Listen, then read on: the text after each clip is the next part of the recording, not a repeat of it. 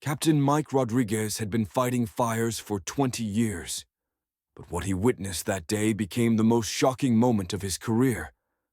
After the old man rescued the children, he tried to walk away without saying a word, until Rodriguez noticed that old scar on his arm. Welcome to the Human Stories. Before we begin this powerful story of courage, sacrifice, and forgotten heroism, tell me in the comments which city you're watching from today. And if you believe stories like this need to be heard, hit that subscribe button and help us make sure they are remembered. The alarm went off at 7 a.m. that morning. Fire at the old apartment complex downtown. Rodriguez and his crew raced there with sirens blazing. When they arrived, the situation was horrific. Flames were shooting from the third floor, thick smoke blanketing the sky. "There are still people inside," shouted a neighbor. "2 kids trapped on the third floor. Emma and her baby brother Jake." Rodriguez assessed the situation. The fire was too intense. The stairwells were unusable. The main staircase had become a tunnel of flames. His crew began setting up the ladder truck, but time was running out. "Chief, we've got maybe 10 minutes before this whole place comes down," shouted Thompson, the young firefighter. "I know," Rodriguez replied grimly, "but that ladder's gonna take at least 15 minutes to position." Just then, an old man emerged from the crowd. In his 60s, gray-haired, wearing a simple flannel shirt and jeans. Nothing about him stood out. Without saying a word, he walked past the firefighters toward the building. "Hey, stop!" Rodriguez shouted. "You can't go in there." But the man didn't stop. He walked with determined steps toward the burning building. Rodriguez grabbed his arm. "Sir, I'm ordering you to stay back. This is an active fire scene." The man looked at Rodriguez with calm, steady eyes. "Those children don't have time for your ladder," he said quietly. Before Rodriguez could respond, the man found the emergency exit. The door was locked, but he kicked it open with one precise strike. The firefighters watched him disappear into the smoke. Rodriguez grabbed his radio. "Command, we have a civilian who entered the building." Minutes passed. The flames grew higher. The building groaned and creaked. Rodriguez checked his watch. 5 minutes. 6. 7. "It's too late," Thompson said. "That man, he's not coming out." Just then, a figure appeared from the emergency exit. The old man carrying a 5-year-old girl. Emma. Her face was covered in soot.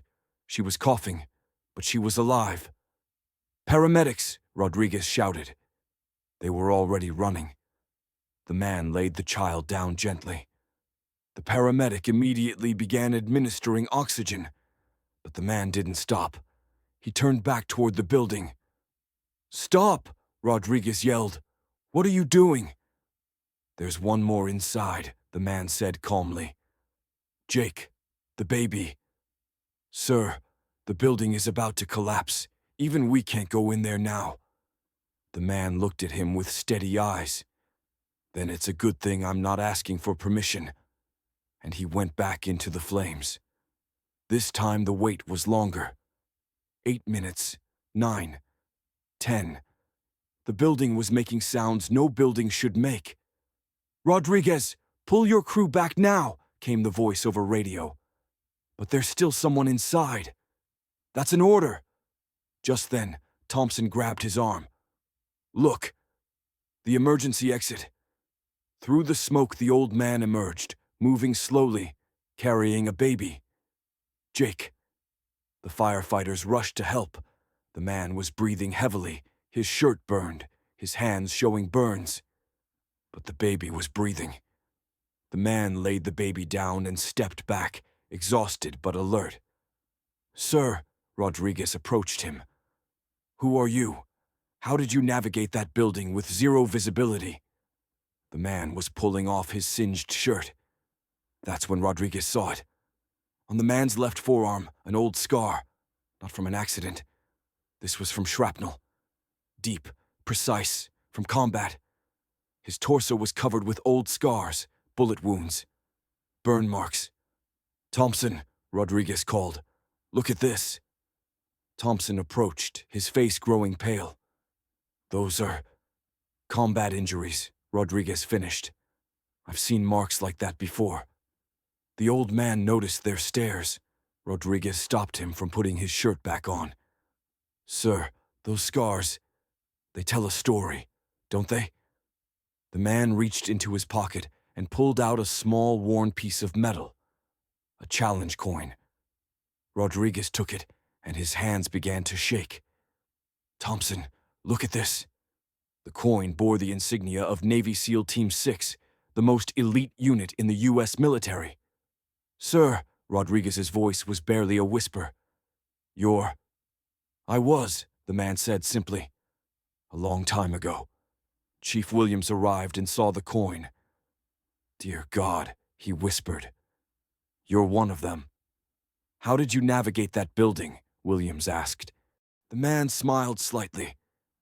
"You learn to move in the dark when your life depends on it. Smoke, darkness, enemy territory. It's all the same. You use your other senses. You trust your training." "What's your name, sir?" The man hesitated. Frank Mitchell." William's face went white. "The Frank Mitchell from Somalia." Frank's silence said everything. Frank started walking away as media arrived.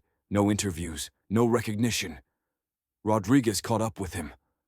"Sir, wait. The press wants to talk to you. You're a hero." Frank stopped. "I'm not a hero, son. I'm just a man who did what needed to be done. The real heroes are the ones who didn't make it home." That night, Williams researched. His military connections led him to classified files that made his hands shake.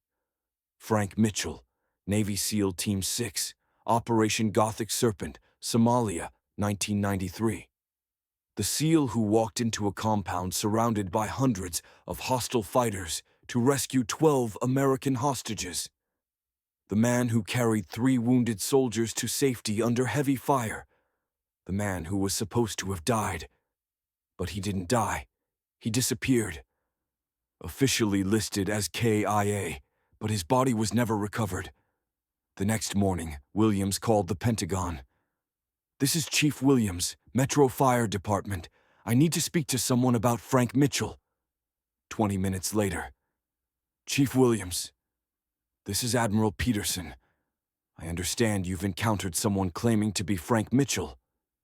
"Sir, he just saved 2 children using techniques I've never seen, and he had a Team 6 challenge coin." Long pause. "Chief Williams, Frank Mitchell died in Somalia in 1993. Officially. But sir, officially, Chief, if you see this person again, call me immediately." Williams hung up, understanding one thing clearly. Frank Mitchell was a ghost.